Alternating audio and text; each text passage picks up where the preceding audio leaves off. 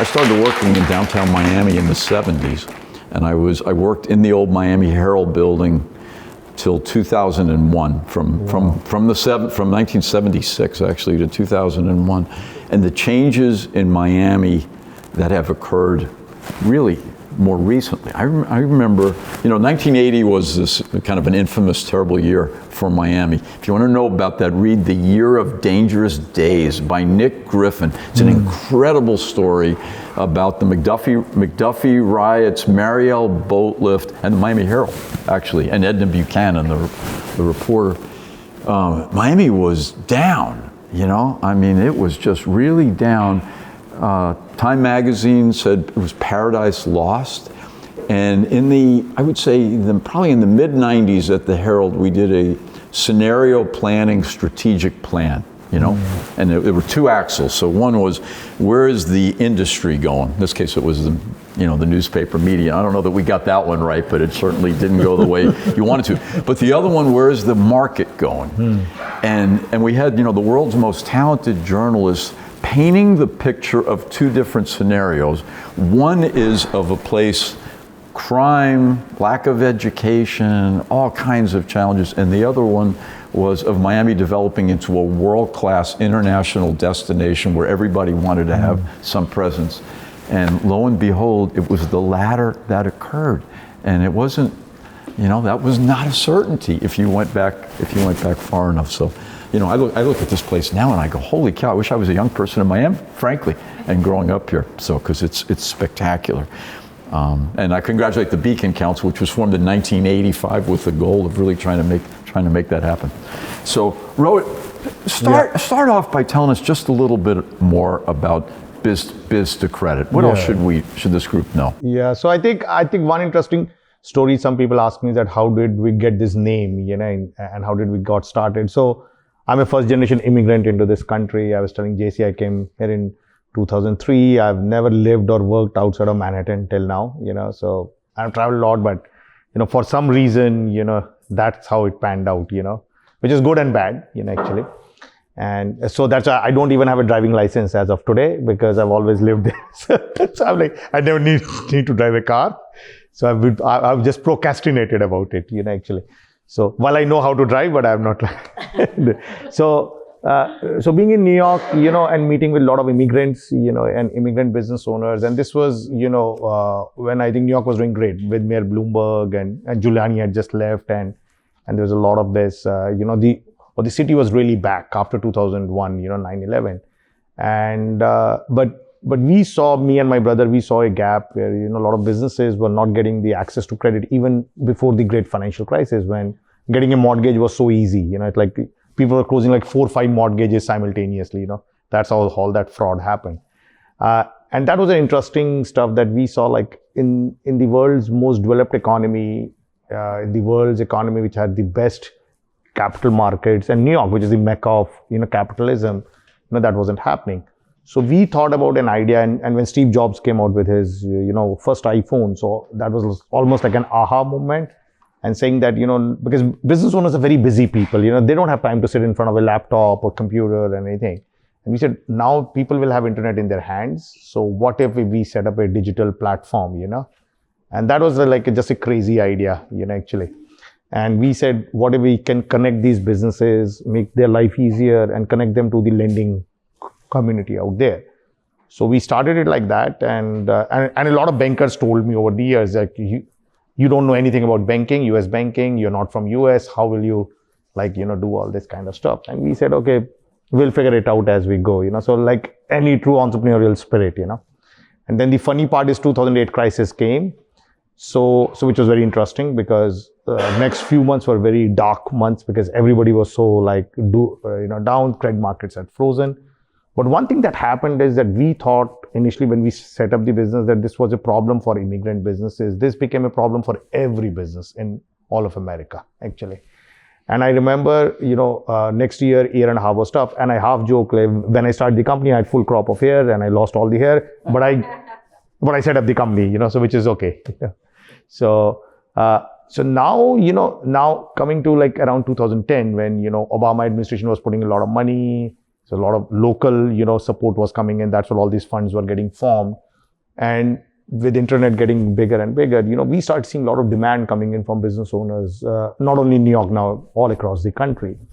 And we said that we have something real out there. And I think the thing we really enjoyed, and I always feel, is that great businesses are set up when you solve a pain point for a lot of people, and you combine making money with doing something socially good, because making money is very important for any business, but if you're also doing something which is good for people and the community, then it gets even better, in a way. So first 3 years, we were a marketplace where we were getting businesses in, we were helping them because they didn't have time to even put their paperwork together or anything. And one thing we did, both me and my brother, we have a lot of hustle. So we started writing to CEOs of large companies, like we identified the 4 or 5 big touch points for businesses: payroll, payments, filing their taxes, doing their marketing, digital marketing was increasing. So we said, who are the big companies in that? And we just started writing and cold calling CEOs of these large companies, actually. And they started responding, so which was very interesting, So we said, we have this great idea. And there's no word like fintech. There was no APIs. There was like, I'm talking very early days. And we started, going and pitching to them this idea that we can bring in all these small businesses. So companies like Intuit, Paychex, ADPs, everyone, actually. And they liked that idea, and we said we will just put together all the infrastructure, and you don't have to pay anything upfront, and then actually you will make money if your customers get access to credit. And then on the other side we had lenders. Then sometime in 2011, 2012, we figured out that we have to control the source of money, because one big challenge at that point of time was that while we were helping the businesses, we didn't have the actual power to take the final decision on money. We are still the intermediaries. And the good thing was Fed had dropped the interest rates dramatically. And actually it got very interesting. So first time I got covered in Wall Street Journal was in early 2011. And one day I get a call from White House, saying that, we have been reading about you guys and all that kind of stuff. I said, okay, we are doing something good. And then the first time I went to White House was in 2011. Lisa Cook, who's now the Federal Reserve, person made famous by Donald Trump, actually. So she was the one of the key members of Council of Economic Advisors to President Obama. And she and her team, Treasury team, they interacted a lot with us. And they said, what can we do to make it even better and bigger? Because they were also worried that, the economy was not coming back at the pace they wanted, in spite of all the stimulus. And we said, what if that was the second aha moment, was that if we can source non-bank private credit money, on the other end, and start taking the whole decision. Then we started getting some hedge funds initially, then private credit funds. Now we have a lot of insurance companies, and I'm fortunate to have Eileen from, Optum, they're a big partners now with us, actually. And so we started that whole journey in a way that where we said that, we'll aggregate all the data, we'll put everything online, we will create credit scoring, we'll help businesses to map their cash flows. And by doing that, we made things very much more transparent and easier for everyone. And that has been the journey. And I would say it has been a fascinating journey. The next pivot was during COVID, when things started shutting down. And then we get another call from Trump administration saying that we should be part of the whole program, because we were by then a large fintech player. And I still remember, like literally between me and my brother, we have an office in One Penn Plaza. We were the only guys who used to go into the building. Like we used to walk from the home and just be there every day. And there were days I used to just sleep in the office because there was so much of need for money, out there. And people wanted it. And we saw firsthand how tough it was for a lot of businesses. And I'm very proud to say that during that period, we became among the top 2 fintech lenders in the country. We did $7.5 billion of lending in that program. And then we started Biz2X platform, where we gave it to 25 to 30 lenders in the country. That got another 15 billion out, to businesses actually. And that was something very satisfying, actually for us, because we had close to 300,000 businesses, during that time. And obviously over the years, we started investing a lot in technology, data side of the business and everything else. And I think that has been a very, I would say, fascinating journey. And I like half joke. I say I came to America to make America great. Then Trump came to make it great again. You are creating a second hub, second headquarters in Miami, and And I think Danny wants you to sign the lease before. Yes, before yes, you leave, yes. so- So I've got Ryan who is helping us in selecting our office space also here. So I would say, New York has been a great city to work and live. It's still like the density of the talent, I have to say, is incredible. That one thing still worries me a bit about Miami, actually. But having said that, I think over the years, three things have happened. Obviously, people, now it's a lot easier to work from anywhere, compared to pre-COVID era. That showed that very clearly. I think my biggest thing is now with New York has been that, the policies, I'm just very worried, the way things are happening there, actually. And we have a very nice office out there, Eileen has been there, so we love it. I was telling, my wife wanted a gut renovation of our apartment in the city, which is much tougher than running a large business there now, because with Department of Buildings and all the things, the regulations just overkill you. And so we are, signing a lease for the office here. We want to move a lot of people here. And I think where I think we could be really good for the city is two or three ways. One is, obviously, we have built a big, I would say, very high-end credit and technology team. So we can bring in a lot of those skill sets, because I really want Miami. Because see, what has happened in Silicon Valley, what I've seen, and we are very well networked out there, is that a lot of, when Indians and Chinese started to come into Silicon Valley totally changed. The way people started looking at technology businesses, the way people started looking at other things. One of the Indian guys just bought Seattle Seahawks for $9.5 billion. So like you can see how much money wealth they have generated out there. So I feel like Miami is at a cusp of change right now, that because one thing we have in our Indian community, with all due respect, is that we are very over-indexed on education. It's like every time Indian families meet, the first question they ask is where your kid goes to school and college. That's like the thing, like you can't have a college dropout, in the Indian community, for good or bad, actually. So we spend a lot of money on education, a lot of money on all that stuff, which is good and bad. But in this day of knowledge economy, I think that makes a lot of difference, actually. And I think that's where I think Miami could be at the cusp of change. Because what I find about Miami, the kind of, I would say, friendliness towards business, the kind of love we are getting here, like New York is so different now in a way. And I think this is the movement for Miami in a way. I think till recently, if I'm looking towards Miami, it was, for me also, it was like looking like great city, but very much connected to Latin America, which is good. But now I think there's an opportunity, what happened in California 30 years back, that there's an opportunity for Miami to be more well-known across the globe, which obviously we have a business in Middle East. I've seen that change, happening with Miami, but also in other parts of the world. And I think there's a great opportunity to set up more schools here, more colleges, and bring that, I would say, competitive edge even more and more, So I had a sneak peek of your Q2 Yes. Miami-Dade small business report, and it said that the small businesses in Miami-Dade are growing revenue faster than the rest of the state. They're growing margin. They have more leverage, right?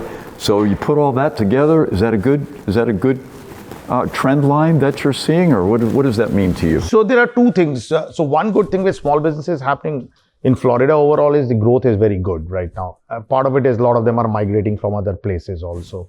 But part of it is a lot of new small businesses are getting created, actually.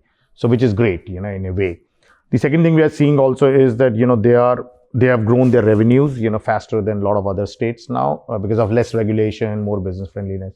Leverage wise, it's good and bad because they're borrowing more money right now than compared to businesses in other states. There are two reasons behind it. One obviously is that, there is still the banks here or the local funding institutions have not really stepped up as much as they should have done, in my view. And the second thing is that they need also more leverage because they're still younger businesses, actually. So they will need some more time to get more well established, kind of stuff.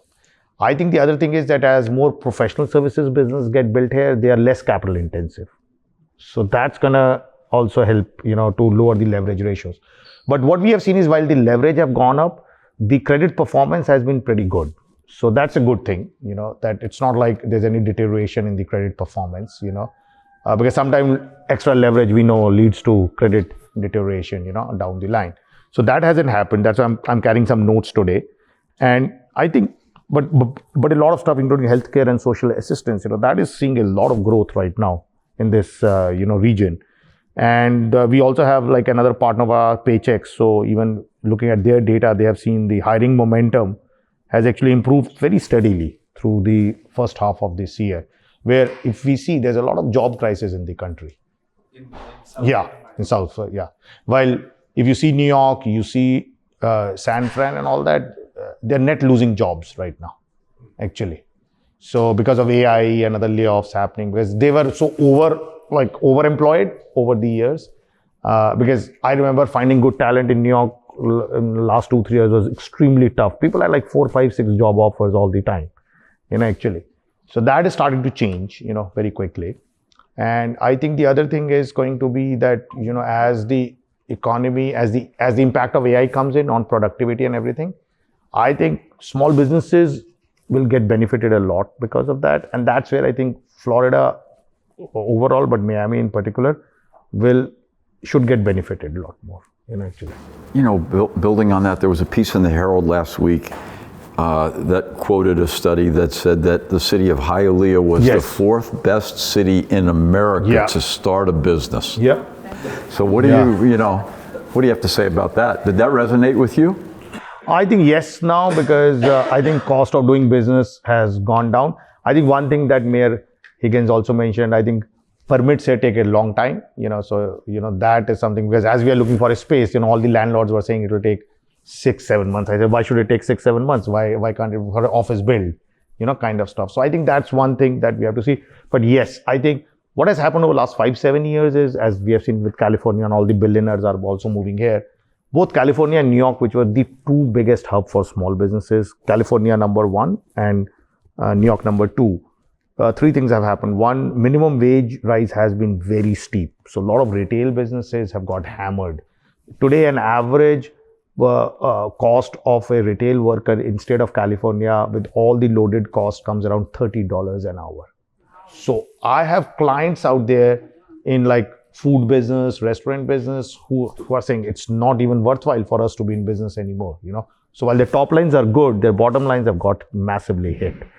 That combined with inflation and other things.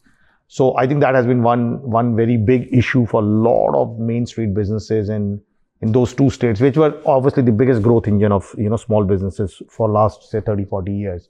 The second is over-regulation. The regulatory overload has just, created so much a problem, I will give you one piece of data. So in New Jersey, which is also a big hub of small businesses, this Edison County, which is like, 65-70% Indian, stuff. 2020, 68% of the people voted for Biden. 2024, 74% people voted for Trump. Because most of the people are business owners, small business owners in that county, and they got hammered with regulation, both federal and state, actually. And New Jersey is still a democratic state, actually. But I think that regulation is creating now so much of backlash, out there. And I see it in New York all the time. A lot of business owners, our clients, they are saying that, we'll have to think about something else. We cannot be just in New York anymore, actually. And a lot of them have moved to Pennsylvania, some other states if they want to live there. Not even to Jersey anymore. Jersey is also seeing a net migration out now after New York. So that's the second piece. And the third piece is that, COVID showed that you can work from anywhere. I think that has been a huge change for the mindset of a lot of, business owners also. Now they say, and a lot of business owners, as they get old, as their kids are leaving and going to, schools and everything, then they are thinking of moving here. I have like hotel owner clients in Chicago who are selling their hotels at loss right now because they cannot deal with the local regulation anymore. And quite a few have come to me and said, can we do something in Florida? A lot of the job growth in Miami-Dade has come from business and professional services and healthcare and education, right? About 10,000 jobs combined. 10,000 jobs, Do you see that continuing from your data? And are there other categories of jobs that you're optimistic about and that we ought to be figuring out how we can help them? Yeah. So I think that's a very good news, because net new jobs more than 10,000, because typically we see professional and business services and healthcare pay better than retail jobs, and And I think that's a good thing. I think one thing which is happening to Miami and South Florida is because so many very rich people are coming in, so that's increasing the cost of living, and the real estate and everything has gone up.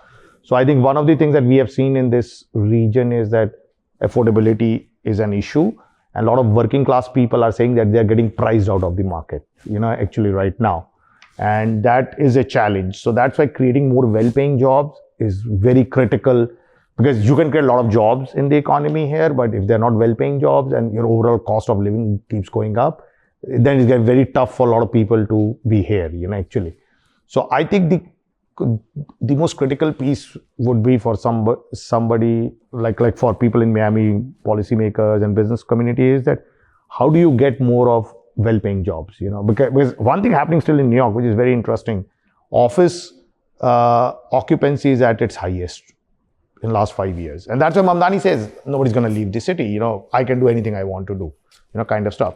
A lot of that got benefited initially from fintech, now from AI companies, they are setting up their offices. They're including Anthropic, and you name any big, AI company, they are setting up the second office out there, kind of stuff.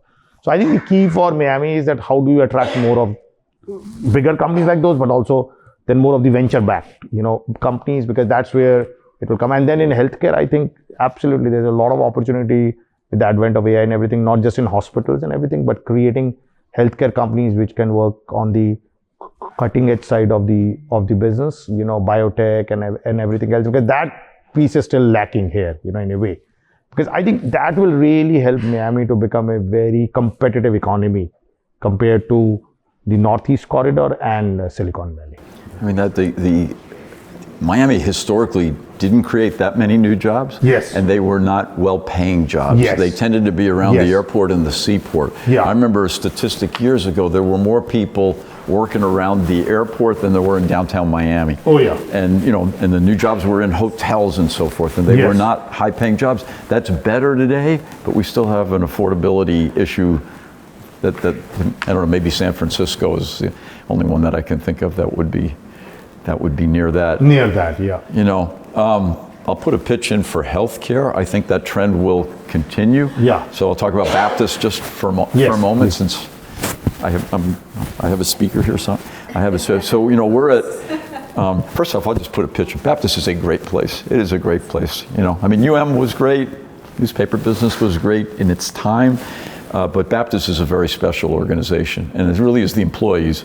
When we survey our employees often, 3 times a year, 1 big one, 2 little ones, we benchmark at the 99th percentile for employee engagement. I mean, and we keep going up, which you can't go up from the 9, but the data's.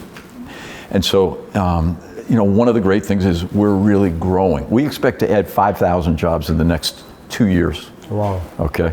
I should say 2 to 3, but what they told me is 2 years. It's in a few different things, and it's all from Key West till the middle of Palm Beach County. That's our market. We're not seeking to go outside the market, but we're growing in every way that you can within that market. A couple of ways in particular. So one is we have 4 institutes, right? Cancer, cardiac and vascular, neuroscience, orthopedics. And the vision is for them to be preeminent. Okay, so preeminent. That vision predated my time there, and I always wonder if they knew what was all involved. If you really, preeminent is beyond all others. So if you really want to have a great cancer institute, a great neuroscience, there's a lot.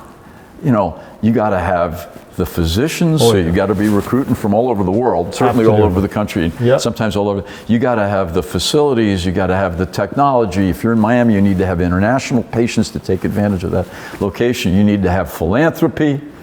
God bless Ken Griffin. God bless Dr. Herbert Wertheim, who just gave us $100 million.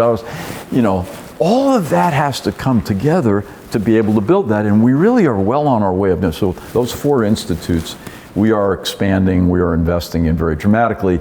And the other thing where Baptist has really been, I think, ahead of its competitors is in the development of the outpatient network, right? I mean, it's no secret things have been moving from in the hospital to things that you can do outside, and people want convenience. And so, folks say to me, "This seems like there's a new pineapple, popping up every time I turn around, and express care, urgent care, freestanding emergency department, ambulatory surgical centers, medical office buildings, you name it."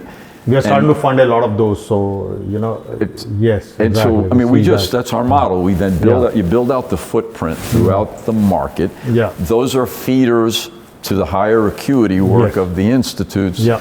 And it's been a very, very successful model, knock on wood. We are in an industry, you understand this, we're in an industry where our business model can be changed with the stroke of a pen, right? Yeah. I mean, the majority of our patients are government paid, either Medicare or Medicaid, in our case, about 40% are commercially insured.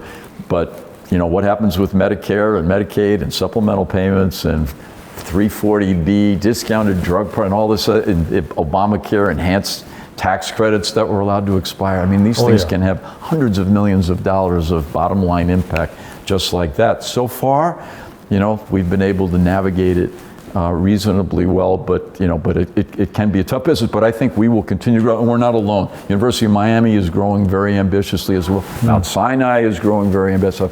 I see healthcare continuing to go. Cleveland Clinic has also set up a Cleveland Clinic. Yeah.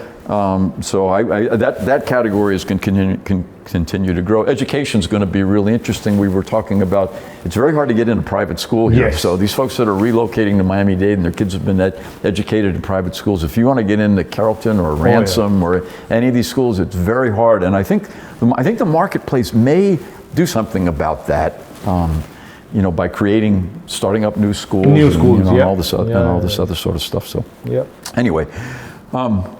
I'll give you perhaps the last word, or if we have time for questions, I don't know. You all will tell me anything else you'd like to add. No, I think you touched on some very important points, and one thing we have put Miami-Dade Beacon Council in touch with some of the private schools from Manhattan now, to start seeing because they have the money, they have the willingness to do something here in this market.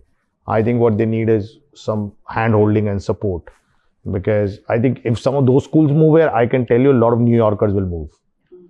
Even my wife says that you get a daughter school there, will move. So that's a challenge she has posed to me. But jokes apart, I think because those are long legacy schools, so that will be really, really, really helpful, in a way. And anything that we can do, because we have a lot of networks out there. To help on that side of the stuff. I think the other thing that I discussed with Mayor Higgins and Mayor Kawa when I met her last time, and with James also, is that we can also start thinking about how to create some of the technology hubs, here, because I think that's the other important piece, actually. Because what it will do is that, especially in the day of an age of AI now, it's even more important, actually, to attract people, actually. Because one thing, we have done our annual conference last 2 years with University of Miami Business School here. And one thing their dean and other senior faculty people have also told me is that a lot of their best and the brightest students still want to do internships or jobs in New York or in Silicon Valley. They don't want to be here, actually. So I think that's very key, that how do you retain those people here or give them the opportunities and that excitement to be here, actually. And I think and then the last thing is that, how do you get the city is, I think, great, very well known globally, but how to also make it more of because I think in a lot of places it's still considered like a holiday city, fun city, it's all great, but how to get more of, that seriousness, kind of stuff. And I've seen that transformation. We do a lot of business in UAE and Dubai. Unfortunately, they're like having the war, but I deal with a lot of the government institutions and government folks also, that they invested a lot in schools, higher education over the last 20, 30 years. One big complaint about Dubai all the time used to be that there were no good schools, and they transformed it over the last 10 years, actually. And then now they have put a lot of high-end, graduate schools out there. So NYU has a big campus there. The IITs from India, which are the best, among the best technology schools, they have their campuses there. Obviously, we are in an era, unfortunate it is that, our immigration policies are going in reverse right now. That's not good, actually. And I've been very vocal about it with the White House and with the Trump presidency also, is that, that, like, I came in as an immigrant, as a student to Columbia University. I think that's one thing that, America has the best strength, and we should not try to damage it at all, actually. And right now, I'm worried, that's happening. But I think having said that, things change, time change. And I think this could be a big opportunity for Miami to take a lead on that, because if you can attract the best and the brightest students from the world, because it does three things. It adds a lot to the local economy, because these are guys who will spend all the money. They're not looking at local scholarships or, kind of stuff. And then they bring in more people. And then the other thing is they bring some great skill sets, So having very good graduate schools here, not just undergrad, but graduate schools. And I know it takes time. It's not easy, but I think that's where Miami, that whole education piece, is I think is very critical. And then the second piece is that we can do something together on the creating more venture-backed companies, because they are the biggest engine of growth. Like we are a venture-backed company ourselves. We have grown so much. Is that, is like, how do we do that? How do we get, more serious venture money here, actually? And how do we create companies then which can take advantage of Miami, both from Latin America, but then go global, from here. Okay. Thank you.